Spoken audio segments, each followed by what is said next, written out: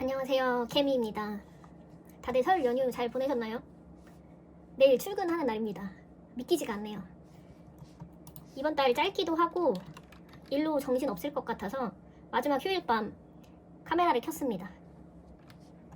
여러분, 저 부동산 하는 한 영상 계속 올릴 수 있을 것 같아요.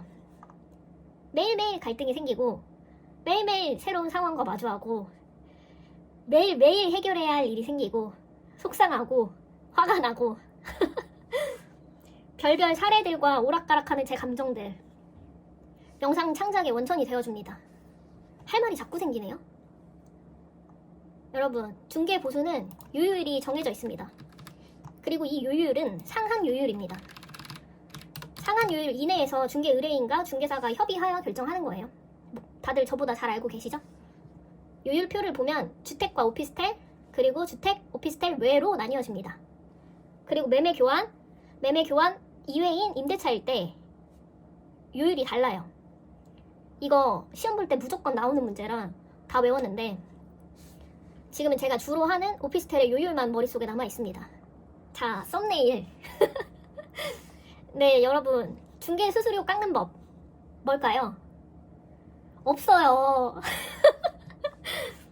자, 깎는 법 따로 없지만 있어요. 협의하기 나름인 거죠. 상한 요율 대 협의입니다. 저도 상한 요율 다 받은 경우도 있고 상한 요율보다 낮게 받은 경우도 있어요. 중개사 입장에서 협의를 어떻게 하고 어떻게 깎느냐는 결국 상한 요율보다 낮게 받았을 때 기분이 상하냐 안 상하냐의 문제인 것 같습니다. 손님의 제안이 합당하다고 느껴지면 기분이 안 상합니다. 상할 이유가 없죠. 근데 그 제안이 협의가 아니라 막무가내식 협박과 통보라면 당연히 싫어요. 여러분, 제가 회사를 다녔지만 프리랜서로 오래 근무했어요. 그래서 근로계약서 작성을 위한 연봉 협상을 해본 적은 없습니다. 하지만 저도 근무하면서 페이 협상은 항상 했죠. 막내일 때는 협상이 아닌 통보였어요. 연차가 쌓이고 나서부터는 제가 받고 싶은 페이에 맞췄습니다.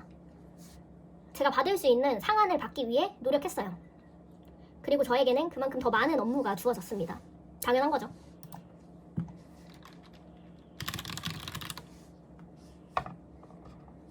직장인들 연봉 협상할 때 당연히 최대로 받고 싶은 연봉을 이야기하잖아요. 깎일 걸 예상하고 희망 연봉보다 올려서 말하기도 하잖아요. 상한 요율은 그런 겁니다. 제 생각이에요.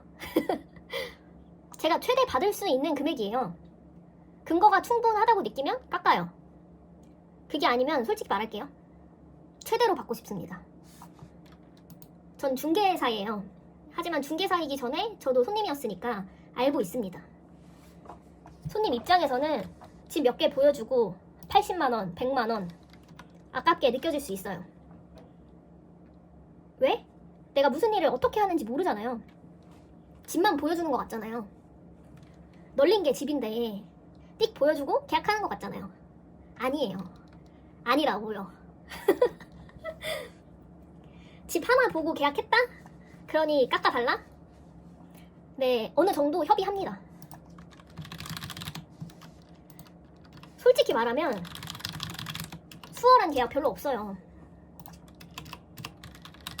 그런데 수월한 계약에서 협의하자고 하면 협의합니다. 다 원만하게 협의했습니다. 근데 솔직히 억울한 면도 있어요. 하나 보고 계약하는 건 그만큼 집이 마음에 들었다는 거잖아요. 그리고 그 집을 제가 보여줬고요. 그러면 손님은 시간을 절약한 거고 저는 일을 잘한 거예요. 제가 보여준 집이 좋았던 거고요. 그렇게 생각해야 하는데 내가 너 돈 쉽게 벌게 해줬으니 중개보수 다 받지 마. 이런 태도로 협상에 임하는 사람들이 있습니다. 협상 의사가 있다가도 사라지게 만들어요. 제 손님이 봐도 괜찮을 정도의 이야기만 해야겠죠? 제가 유명해질 수도 있잖아요. 저 10시 30분 출근, 7시 퇴근인데 퇴근하고 집 보러 오는 손님들 많잖아요. 그러면 당연히 제 일이니까 늦게까지 집 보여주고 일합니다. 불만 없습니다. 근데 그 늦은 시간도 정도가 있잖아요. 저녁 9시 넘어서 지금 집 볼 수 있나요? 그때 가지 말았어야 했는데. 저녁 9시, 저는 이미 퇴근해서 집이었어요. 돈 벌려면 때와 장소가 어디 있겠어요. 가야죠. 그렇지만 전 제 감정을 숨기지 못하고 솔직하고 정직합니다. 계약할 의사가 있으면 간다고 손님한테 말해버렸어요. 집도 좋고 통화로 얘기 나눠보니 계약할 것 같았어요. 그 시간에 중개하러 갔고 바로 계약한 건 아니고 어쨌든 계약했습니다. 집에 오니 11시. 그렇다고 해서 제가 중개보수 최대 요율을 받아야겠다는 건 아닙니다. 근데 저 같으면 못 깎을 것 같아요. 아니, 안 깎아요. 유튜브에 다 담을 수 없지만 전 입주까지 성실하게 일했습니다. 이렇게 일을 잘했고 일이 많았고 그러면 저는 최대 요율을 받고 싶어요. 그럼에도 불구하고 당연히 협의 의사가 있습니다. 그런데 이럴 때는 태도가 중요한 것 같아요. 서로 협의를 해야지. 여러분, 말 한마디로 천냥 빚 갚는다는 말도 있잖아요. 저는 마음이 약한 사람이에요. 저는 돈 벌려고 일하고 돈 좋아합니다. 돈으로 못 사는 건 없다고 생각해요. 사람 마음도 살 수 있지 않나? 제 마음은 팝니다. 근데 또 저는 돈이 아무것도 아니라고 생각하기도 합니다. 그까지 돈, 있다가도 없고 없다가도 없는 거지만 돈 위에 사람 아닌가요? 돈보다 사람이잖아요. 처음부터 끝까지 매너 좋은 분들 중개보수 협의하자고 할 때도 매너 좋아요. 그러면 저도 더 이상 말 얹지 않습니다. 아깝다는 마음은 들지만 순간의 감정이고 기억도 안 나요. 근데 꼭 돈도 깎고 본인 이미지도 깎는 사람들이 있어요. 협상할 때는 협상에 유리한 카드를 내야 하지 않겠습니까? 고운 말을 하는 데는 돈이 들지 않습니다. 그리고 좋은 말로는 돈도 벌 수 있어요. 왜냐면 전 좋은 말에 제 보수를 깎아주니까요. 여러분, 중개보수는 상한 요율 내에서 협의하는 겁니다. 협의를 해야지 협박을 하면 안 돼요. 그리고 저희 협박에 넘어가지 맙시다. 제 자신에게 하는 말이에요. 똑같이 상한 요율보다 낮게 받았는데 기분 좋고 기분 나쁘고 이건 제 문제가 아니라 그 사람 문제인 거죠. 저는 그렇게 생각하기로 했습니다. 협의에 뭔 대단한 기술이 있겠습니까? 중개보수 깎는 법 좋은 말로 하면 됩니다. 좋은 말로 했는데도 협의가 안 된다? 그럼 그 중개사가 문제인 겁니다. 그렇게 생각하세요. 주고 말아요, 그까지 돈.